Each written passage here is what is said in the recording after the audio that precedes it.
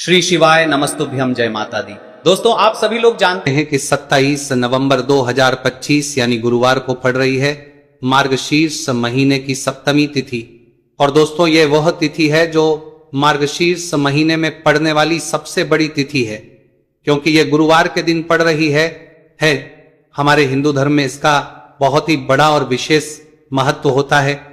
पूज्य गुरु जी ने कहा है कि अगर कभी भी मौका लग जाए और मार्गशीर्ष महीने की सप्तमी तिथि गुरुवार को पड़ जाए तो आप लोगों को सिर्फ और सिर्फ एक हल्दी दीपक वाला उपाय तो अवश्य ही करना चाहिए, क्योंकि इन दोनों तिथियों का संयोग बहुत ही कम आता है। इसी के साथ दोस्तों, गुरु जी ने कहा है कि जब भी मार्गशीर्ष महीने की गुरुवार सप्तमी तिथि पड़े तो आप लोगों को सिर्फ और सिर्फ एक हल्दी दीपक वाला उपाय अवश्य करना चाहिए। यह उपाय इतना खास है कि अगर आपने सही मुहूर्त पर सही क्रिया अनुसार एक हल्दी दीपक वाला उपाय कर लिया, जो प्राचीन काल के समय का महा उपाय है, तो मान के चलिए दोस्तों, महादेव जी के आशीर्वाद से आपके जीवन का कितना ही बड़ा दुख हो, उससे आपको मुक्ति मिल जाएगी। आपकी कोई भी मनोकामना हो, मान लीजिए आप नौकरी की तैयारी कर रहे थे तो आपकी नौकरी लग जाएगी, आपका बंद पड़ा व्यापार चल पड़ेगा। और दोस्तों, आप जिस बीमारी से आप बहुत दिनों से परेशान थे, उस बीमारी से आपको मुक्ति मिल जाएगी।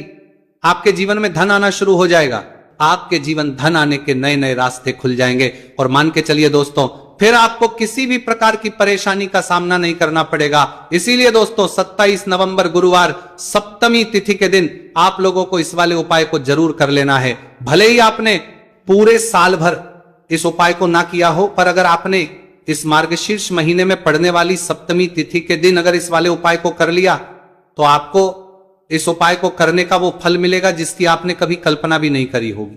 इसीलिए इस हल्दी दीपक वाले उपाय को एक बार जरूर कर लेना, ताकि आप लोगों के हाथ से यह मौका ना जा सके और आपको इस उपाय को करने का फल मिल सके। दोस्तों, यह उपाय पंडित जी ने अपनी अभी की ही शिव महापुराण की कथा में बताया है, जो इस उपाय को आज हम आपको बहुत अच्छे से समझाने वाले हैं। इस वीडियो को देखने के बाद इस उपाय को समझने के लिए आपको कोई और वीडियो को देखने की जरूरत नहीं पड़ेगी। तो दोस्तों, इस उपाय को आपको कैसे करना है, कब करना है, कहां पर करना है, और उपाय को करते समय आपको किन किन गलतियों को नहीं करना है और आपको किन किन बातों का ध्यान रखना है, यह सारी जानकारी हम आपको इस वीडियो में देंगे। तो चलिए भक्तों, उपायों को शुरू करते।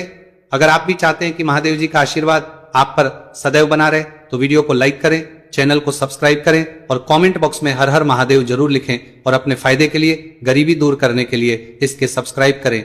वीडियो को पूरा देखकर जाना। यदि आज आपने वीडियो को बीच बीच में से देखा, काट काट कर देखा, तो जीवन में आपको कभी सफलता हासिल भी नहीं होगी। देखिए दोस्तों, ये 27 नवंबर गुरुवार सप्तमी तिथि का दिन ये इतना खास होता है, इतना महत्वपूर्ण होता है। देखा गया है कभी कभी बड़े बड़े पूजा पाठ अनुष्ठान से जो मनोकामना पूर्ण नहीं होते, वो 27 नवंबर के दिन एक छोटे से उपाय करने से ही आपकी मनोकामना पूर्ण हो जाती है। अब हम समझते हैं इस वाले उपाय को हमें करना किस समय है। इस एक हल्दी दीपक वाले उपाय को हमें इस सप्तमी तिथि के दिन करना किस समय है। तो देखिए, इस उपाय को करने का जो समय है वह सुबह का समय है और शाम का समय भी है। अब देखिए, यहां पर हम मुख्य रूप से सुबह का समय नहीं भूलेंगे, क्योंकि 27 नवंबर गुरुवार सप्तमी तिथि का दिन है और इस दिन प्रदोष काल के समय का बहुत महत्व होता है। बाकी अगर सुबह के समय भी करेंगे तो भी अच्छा होगा, उसमें कोई भी की बात नहीं है। तो चलिए जानते हैं इस विशेष उपाय के बारे में। लेकिन उससे पहले एक प्रार्थना, अगर आप इस चैनल पर नए हैं तो आप इस वीडियो को लाइक करें, चैनल को सब्सक्राइब करें और कमेंट बॉक्स में आप अपनी राशि या अपना नाम जरूर डाल दें, क्योंकि हम राशि से जुड़ा भाग्य भी बताते हैं और भाग्य में चल रही परेशानियों को दूर करने के लिए वो आसान से आसान उपाय भी बताते हैं। तो चलिए अब हम अपने सबसे पहले उपाय की बात कर लेते हैं। देखिए, मार्गशीर्ष मास के दिनों में विशेषकर भगवान शिव और माता पार्वती और विष्णु भगवान का पूजन किया जाता है। अब साथ ही साथ गुरुवार सप्तमी तिथि का दिन भी पड़ गया है, तो ऐसा समझ लीजिए आपके जीवन में धन भी आएगा, सुख भी आएगा, धन बढ़ेगा भी, और साथ ही साथ आपके जीवन के सारे संकटों को भगवान शिव जी दूर कर देंगे। तो चलिए सबसे पहले बात कर लेते हैं सबसे पहले उपाय की, जो कि सप्तमी तिथि वाले दिन आपको विशेषकर करना है। और इस उपाय को करने से आपकी कोई भी ऐसी इच्छा, कोई भी विश जो अभी तक अधूरी है, पूरी नहीं हो रही है, तो आपकी बड़ी से बड़ी विश और मनोकामना भी पूरी हो जाती है। जब आप सप्तमी तिथि वाले दिन इस पहले उपाय को करते हैं तो देखिए, आप सभी जानते हैं कि श्री हरि विष्णु जो है उन्हें तुलसी दल सबसे प्रिय है। बिना तुलसी माता के श्री हरि विष्णु अधूरे हैं और बिना तुलसी पत्तों के श्री हरि विष्णु का भोग अधूरा है। अब श्री हरि विष्णु को प्रसन्न करके आप अपनी किसी भी मनोकामना को पूरा कर सकते हैं, क्योंकि श्री हरि विष्णु प्रसन्न हो गए तो आपकी कोई भी विश और इच्छा मनोकामना अधूरी नहीं रहेंगी। तो आपको तुलसी के 5 पत्ते लेने हैं। अब ये 5 तुलसी के पत्ते जो आपने लिए हैं, ये 5 तुलसी के पत्ते आपको श्री हरि विष्णु को करने हैं अपने घर के मंदिर में ही, ठीक है, ऐसा आपको करना है। आपके घर में श्री हरि विष्णु की कोई मूर्ति है, प्रतिमा है, वहां पर ये 5 तुलसी के पत्ते आप रखें और साथ ही साथ एक देसी घी का दीपक गोलबाती का आपको लगाना है और ओम नमो भगवते वासुदेवाय नमः इस मंत्र का आपको 11 बार जप करना है। देखो मंत्र कौन सा है, ओम नमो भगवते वासुदेवाय नमः, और फिर श्री हरि विष्णु से अपनी विश, अपनी इच्छा, अपनी मनोकामना कह देना और फिर देखना आपकी विश और इच्छा। तो देखो घर की जो बड़ी माताएं बहनें होती हैं, उन माताओं बहनों में से कोई भी एक बड़ी माता बहन इस वाले उपाय को कर सकती है। और दोस्तों अगर आप चाहें तो अपने घर में से सभी सदस्यों को भी इस उपाय को करवा सकते हैं। अगर किसी व्यक्ति की खुद की कोई मनोकामना है, खुद की कोई दुख और है जो कि वो अपने लिए ही करना चाहता है, इस वाले उपाय को तो वो खुद अपने लिए भी कर सकता है। बाकी अगर कोई घर में से ऐसा है जो कि अपने पूरे घर परिवार की सुख और शांति के लिए ये वाला उपाय करना चाहता है, तो भाई वो भी कर सकता है, उसमें भी कोई दिक्कत वाली बात नहीं है। कहने का मतलब यह है कि इस उपाय को हर एक सदस्य भी कर सकता है और पूरे घर परिवार के सदस्य के लिए घर की बड़ी माताओं बहनों में से कोई एक माता बहन भी कर सकती है।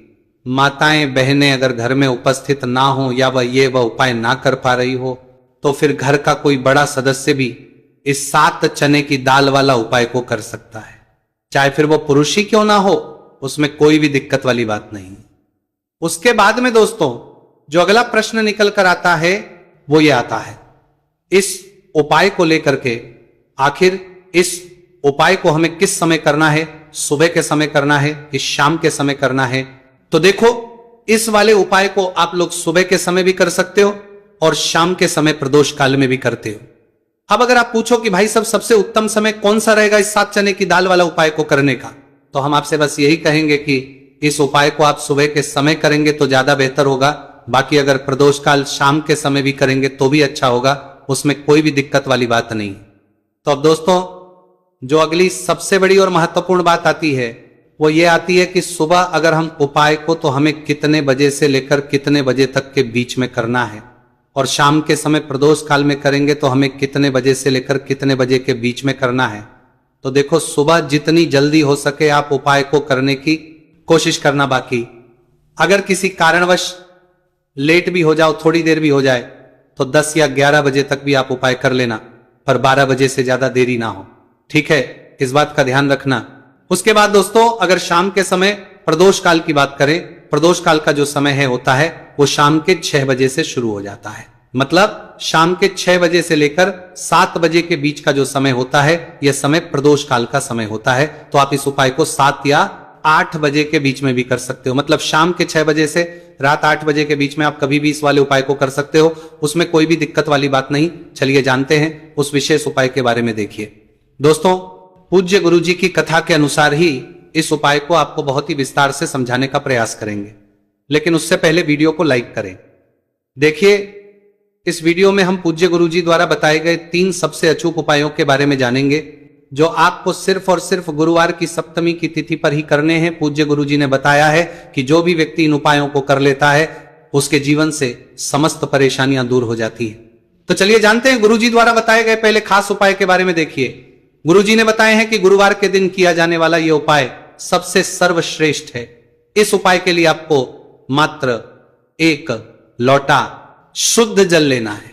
जल आपको तांबे के पात्र के अंदर लेना है। इसी के साथ में आपको मात्र 1 गुड़ का टुकड़ा लेना है और इसी के साथ में आपको लेनी होगी 7 की दाल। देखिए चने की दाल को लेते समय ध्यान रखना है कि यह खंडित नहीं होनी चाहिए। यह चने की दाल जब भी हम गुरुवार के दिन शिवलिंग पर अर्पित करते हैं तो इससे हमारे जीवन के बड़े से बड़े संकट समाप्त होते हैं। अगर हमारे हाथ में धन प्राप्ति की लकीरें नहीं है, अगर हमारे जीवन में दुर्भाग्य के अलावा कुछ है ही नहीं, तो गुरुजी ने कहा है कि हम इस व्यासपीठ से आपको यकीन दिलाते हैं कि गुरुवार के दिन जब भी आप की दाल वाला यह उपाय करते हैं तो इससे महादेव आपके हाथ की लकीरों को भी परिवर्तित कर देते हैं। तो दोस्तों, ये तीनों ही सामग्री लेकर के आपको पहुंच जाना है भगवान शिव के मंदिर में। देखिए, गुरुजी ने बताया है कि इस उपाय को आप सुबह से लेकर के शाम तक किसी भी समय कर सकते हैं। देखिए, शिव मंदिर पहुंचने के बाद आप जो एक गुड़ का टुकड़ा लेकर के गए हैं, सबसे पहले तो आपको उसे जल के पात्र के अंदर डाल देना है और आपको महादेव का स्मरण करते हुए यह एक लोटा जल धीरे धीरे शिवलिंग पर अर्पित करते जाना है। साथ ही साथ आपको श्री शिवाय नमस्तुभयम इस मंत्र का भी जाप करते रहना है। कम से कम 11 बार आपको इस मंत्र का जाप अवश्य करना है। अब दोस्तों, आपके पास जो चने की दाल है उन्हें आपको एक एक करके शिवलिंग पर अर्पित करते जाना है। चने की दाल आप एक एक करके भी समर्पित कर सकते हैं और एक साथ भी शिवलिंग पर अर्पित कर सकते हैं। देखिए, चने की दाल को समर्पित करने के बाद आपको बृहस्पति शवर महादेव से प्रार्थना कर लेनी है कि हमारे जीवन में जो भी संकट समस्या चल रही है, हम जो भी कार्य करते हैं उसमें हमें बार बार असफलता मिलती है, रुकावटें संकट जीवन में लगातार बने हुए हैं, चारों तरफ से सिर्फ और सिर्फ निराशा ही हाथ लग रही है, तो अपने दुर्भाग्य को दूर करने के आपको बृहस्पति शवर महादेव से प्रार्थना कर लेनी है। पूज्य गुरुजी ने कहा है कि इस गुरुवार के दिन यह चमत्कारी उपाय करके देख लेना और आप स्वयं देखेंगे कि 1 या 2 महीने के अंदर आपके जीवन का जो दुर्भाग्य है वो समाप्त होना प्रारंभ हो जाएगा। अब दोस्तों, हम जान लेते हैं दूसरे विशेष और चमत्कारी उपाय के बारे में। देखिए, इस उपाय के लिए आपको मात्र एक तुलसी जी की लकड़ी लेनी होगी। अगर आपके पास पहले से ही तुलसी जी की लकड़ी है तो उसका उपयोग आप कर सकते हैं, और यदि आपके घर में तुलसी जी का पौधा सूखा हुआ है तो वहां से भी आप तुलसी जी की मात्र एक लकड़ी ले सकते हैं। देखिए, इस उपाय के लिए आपको मात्र एक मिट्टी का दीपक लेना है। इसमें आपको शुद्ध घी का प्रयोग करना है और इस दीपक के अंदर आपको ये जो तुलसी जी की लकड़ी है इसे रख देना है। इस लकड़ी को आपको पूरा घी के अंदर डुबो देना है, चारों तरफ अच्छे से घी लगा देना है और आपको इस दीपक के अंदर इस लकड़ी को रख लेना है। देखिए, यदि आपको ऐसा लगता है कि तुलसी जी की जो लकड़ी है वो बहुत ही जल्दी से जल जाती है तो आपको एक कार्य करना है। आपने जो तुलसी जी की लकड़ी ली है उस पर आपको पूरी पर अच्छे से रुई लपेट देना है, यानी कि कॉटन जो होती है उसे अच्छे से लपेट देना है, जिससे कि ये जो लकड़ी है दिखाई ना पड़े। तो इस लकड़ी के ऊपर आपको लपेट लेनी है। अब इसी लकड़ी के ऊपर जो आपने रुई लपेटी है उस पर आपको अच्छे से घी लगा लेना है और उस दीपक के अंदर आपको इसे डाल देना है। अब देखिए, इस दीपक को आप भगवान विष्णु के वहां पर भी प्रज्वलित कर सकते हैं या फिर भगवान विष्णु के किसी भी स्वरूप के सामने आप इसे प्रज्वलित कर सकते हैं या फिर आपके घर में जो माता तुलसी जी का पौधा है वहां पर भी इस दीपक को आप प्रज्वलित कर सकते हैं। पूज्य गुरु जी ने कहा है कि जो भी व्यक्ति 27 नवंबर 2025 गुरुवार की सप्तमी तिथि पर यह तुलसी जी की लकड़ी का दीपक प्रज्वलित कर देता है तो उसके जीवन में कभी भी धन संपदा की कमी नहीं होती है। देखिए, ये जो उपाय है आपने कार्तिक में सप्तमी तिथि पर किया होगा, लेकिन इस बार मार्गशीर्ष मास की सप्तमी तिथि है। गुरुवार के दिन, गुरुवार का दिन भगवान विष्णु को समर्पित होता है और यह जो दीपक है हम विशेषकर भगवान के निमित्त ही प्रज्वलित कर रहे हैं। तो इस दीपक को आप इस महीने की गुरुवार की सप्तमी तिथि पर भी प्रज्वलित कर सकते हैं। देखिए, यह जो दीपक है विशेषकर आपको शाम के समय यानी कि सूर्यास्त के बाद ही करना है। अब दोस्तों, हम जान लेते हैं गुरुजी द्वारा बताए गए तीसरे बहुत ही चमत्कारी और विशेष उपाय के बारे में। देखिए, इस उपाय के लिए आपको एक बेलपत्र लेनी है और इसी के साथ में आपको 2 शमी पत्र लेना है। देखिए, आप जो बेल लेंगे वो कहीं से भी खंडित नहीं होनी चाहिए, इस बात का आपको विशेष रूप से ध्यान रखना है। देखिए, मान लीजिए कि यदि आपके पास बेलपत्र नहीं है तो आप भगवान शिव के शिवलिंग पर चढ़ी हुई बेलपत्र को पुनः शुद्ध जल से धो करके उसका उपयोग भी कर सकते हैं। इसी के साथ में आपको मात्र थोड़ा सा लाल चंदन लेना होगा। देखिए, सभी सामग्री लेकर के अब आपको पहुंच जाना होगा भगवान शिव के मंदिर में। देखिए, भगवान शिव के मंदिर में पहुंचने के बाद आपके पास जो एक बेलपत्र है उसकी चिकनी साइड में आपको देखिए, आप सभी को पता है कि बेलपत्र में 3 पत्तियां होती हैं। तो बेलपत्र की जो ऊपर वाली बड़ी पत्ती होती है और नीचे वाली जो 2 छोटी पत्तियां होती हैं उसकी चिकनी साइड पर आपको, यानी कि जो छोटी पत्तियां होती हैं वहां पर आपको एकाएक शमी पत्र जो आप लेकर आए हैं उन्हें छोटी पत्तियों के ऊपर रख देना और इन्हीं शमी पत्र के ऊपर आपको लाल चंदन की एक एक बिंदी लगा देनी है। अब आपको ये जो बेल पत्र है इसी छोटी पत्तियां हो कर सकते हैं और आपको छोटी पत्ती के देना में लगा प्रकार से शिवलिंग पर अर्पित कर देनी है। लेकिन आपको बेलपत्र को समर्पित करते समय गतिमान का नाम लेना है। देखिए, गतिमान जो है वह हनुमान जी के छोटे भाई हैं और पूज्य गुरु जी ने बताया है कि गतिमान का नाम लेकर ही आपको यह उपाय करना है, क्योंकि आपके शरीर के जो भी रोग हैं उन्हें भगवान गतिमान दूर करने वाले इस उपाय को करने के बाद आपकी जो भारी से भारी बीमारी है वह भी भगवान गतिमान की कृपा से दूर होने वाली है। देखिए, बेलपत्र की 2 छोटी पत्तियों पर आपने एक एक चमी पत्र रखा, उनके ऊपर आपने एक एक लाल बिंदी लगाई हुई है चंदन की। तो इसी प्रकार से आपको यह बेलपत्र शिवलिंग पर अर्पित कर देना है। भगवान गतिमान का स्मरण करते हुए, गतिमान भगवान का स्मरण करते हुए आपके शरीर में या फिर आपके घर किसी भी सदस्य के शरीर में जो भी रोग हैं उस रोग को दूर करने के लिए आपको भगवान से प्रार्थना कर लेनी है और फिर आपको वापस अपने घर आ जाना है। देखिए, इस उपाय के लिए गुरुजी ने कोई भी निश्चित दिन, निश्चित समय नहीं बताया है, तो इस उपाय को आप किसी भी दिन कर सकते हैं। आप लगातार इस उपाय को किसी भी दिन कर सकते हैं और हफ्ते में केवल एक दिन भी कर सकते हैं। गुरुजी ने कहा है कि यदि आपकी सालों पुरानी बीमारी है वह भी भगवान गतिमान की कृपा से दूर हो जाएगी। तो दोस्तों, इस प्रकार से आज के इस वीडियो में हमने आपको गुरुवार की सप्तमी तिथि पर किए जाने वाले 3 बहुत ही चमत्कारी उपाय बताए हैं। जो भी आपके लिए उचित है, सरल है, उसे आप कर सकते हैं।